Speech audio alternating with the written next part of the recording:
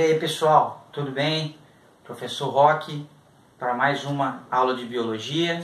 Na aula de hoje a gente vai dar continuidade ao nosso trabalho dentro da evolução, né, que é essa ciência que procura explicar o processo de transformação sofrido pelos seres vivos e a sua origem, certo? Nós já tivemos algumas videoaulas já sobre evolução e a aula de hoje é sobre evidências da evolução, certo? Evidências da evolução. Você sabe me dizer o que é uma evidência? Uma evidência seria uma prova, né, de alguma coisa.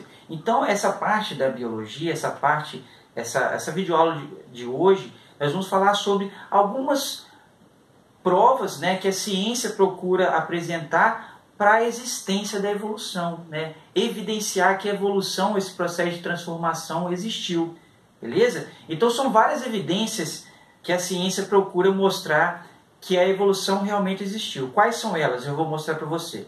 São os registros fósseis, é a primeira evidência. Nós vamos falar também sobre a anatomia comparada, como que ela pode explicar o processo da evolução, né? Nós temos também as evidências embriológicas, as evidências embrionárias, no caso, né? Nós temos as evidências celulares, as evidências genéticas e o processo de adaptação. Tudo isso é considerado evidências da evolução. Nós vamos falar sobre cada uma delas bem rapidinho. E a primeira evidência da evolução, né, a mais conhecida evidência da evolução, são os fósseis. Muito bem. Você sabe me dizer o que é um fóssil, certo? Um fóssil é qualquer registro deixado por um ser vivo que não existe mais, uma espécie que não existe mais. Beleza? Muita gente, né, lembra dos fósseis e já lembra dos ossos, né? Ah, você tem várias estruturas ósseas de animais, de dinossauros, por exemplo, que não existem mais, certo? Só que os ossos, eles são sim registros fósseis, beleza? Né? Mas nós temos outros tipos de fósseis. Por exemplo, qualquer registro deixado por um ser vivo é considerado um registro fóssil. Por exemplo, uma pegada, um desenho deixado numa pedra, por exemplo, alguma marca, seres vivos congelados, seres vivos petrificados, tudo isso são considerados fósseis, beleza? Então, o fóssil é uma evidência da evolução, né? Que é um registro deixado por um ser vivo que não existe mais. Existem vários processos de fossilização, como a mumificação, a petrificação, o congelamento, certo? Tudo isso são registros fósseis, beleza? E existem várias ciências, né, relacionadas ao processo de fossilização. Os paleontólogos são cientistas que procuram, né, buscar esses registros fósseis para procurar saber um pouquinho mais sobre a origem das espécies, sobre a evolução das espécies, certo? Então, o registro fóssil é uma evidência da evolução biológica, assim como a anatomia comparada. Certo? A anatomia é a parte da biologia que estuda o funcionamento dos órgãos e dos sistemas, certo? Então nós utilizamos a anatomia comparada, comparamos anatomicamente seres vivos de espécies diferentes para procurar entender a evolução, certo? Então existem, por exemplo, os chamados de órgãos homólogos. O que são os órgãos homólogos? São órgãos de seres vivos que possuem ancestrais próximos, porém esses órgãos vão possuir funções diferentes. Por exemplo, se você analisar, por exemplo, a estrutura óssea de vários animais mamíferos, como o cavalo, o morcego, a baleia, né, e o ser humano, por exemplo, você vai perceber que existem semelhanças nas suas estruturas ósseas. E isso é levado em consideração, isso é levado como uma evidência da evolução, certo? Então os órgãos homólogos são órgãos que vão possuir a mesma origem embrionária, ou seja, um ancestral próximo, porém esses órgãos, apesar das semelhanças ósseas, eles vão possuir funções diferentes, porque são os seres vivos que possuem a mesma origem embrionária, porém adaptaram esses órgãos para funções diferentes, certo? Por exemplo, o membro dos animais primatas, né, os ossos são responsáveis por subir em árvores. Já o cavalo, que você pode ver aqui, já possui estrutura óssea adaptada para galopar, né? Outros seres vivos, por exemplo, a baleia, possui esses mesmos ossos, só que adaptados a uma outra função, que é nadar. O morcego, adaptado a uma outra função, que é voar. Então, os órgãos homólogos são órgãos que possuem a mesma origem embrionária, porém funções diferentes, certo? Outros tipos de órgãos utilizados na anatomia comparada são os órgãos análogos. O que é isso? Órgãos análogos é completamente o contrário dos órgãos homólogos.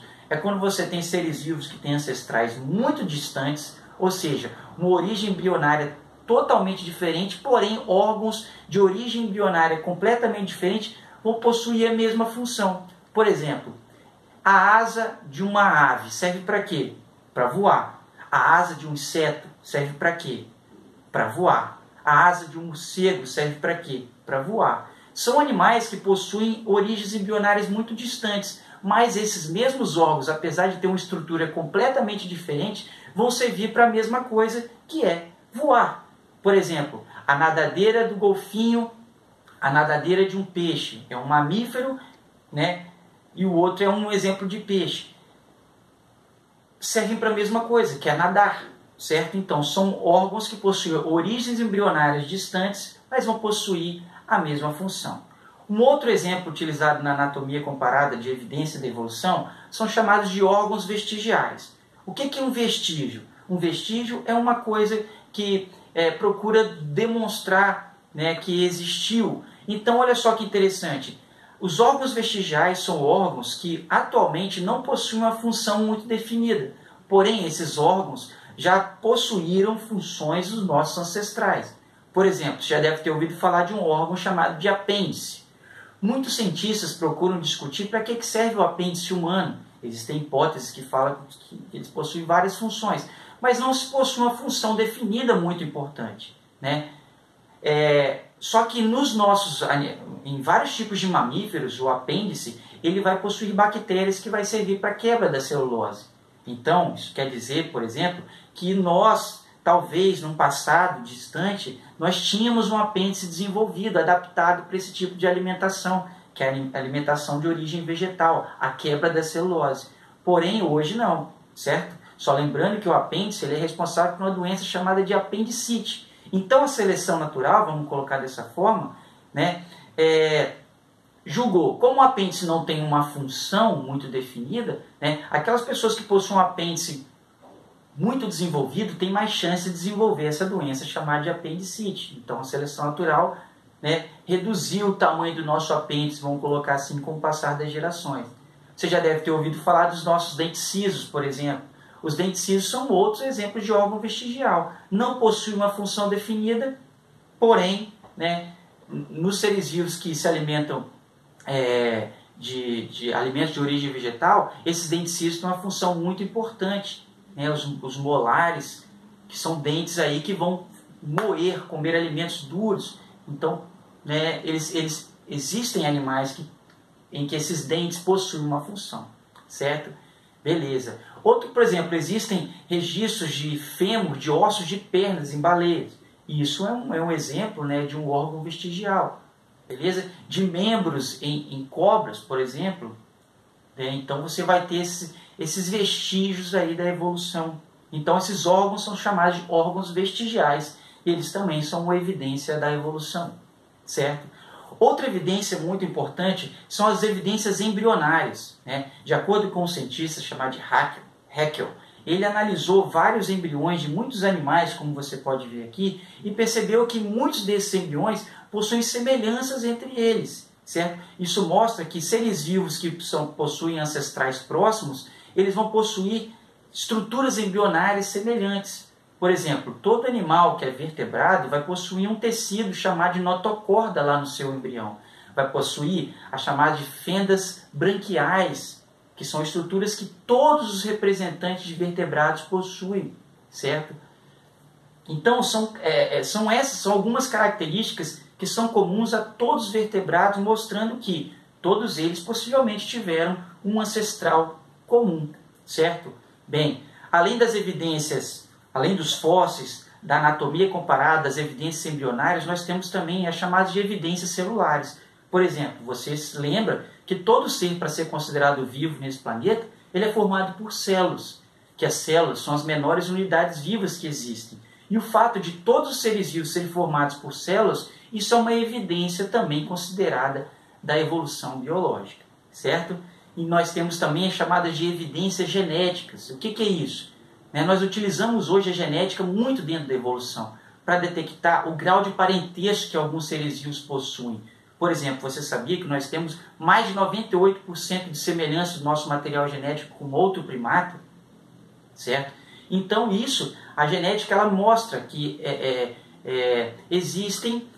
a genética pode ser usada como uma evidência da evolução biológica. E uma coisa muito interessante que existe dentro das nossas células é a molécula de DNA, que todo ser vivo desse planeta ele vai ter um DNA dentro do núcleo das células, né? Tirando as bactérias, é lógico. Mas a presença do DNA é uma coisa comum a qualquer ser vivo desse planeta. Então também é considerado uma evidência da evolução biológica, o processo de transcrição e tradução, de formação de proteínas a partir do DNA, certo?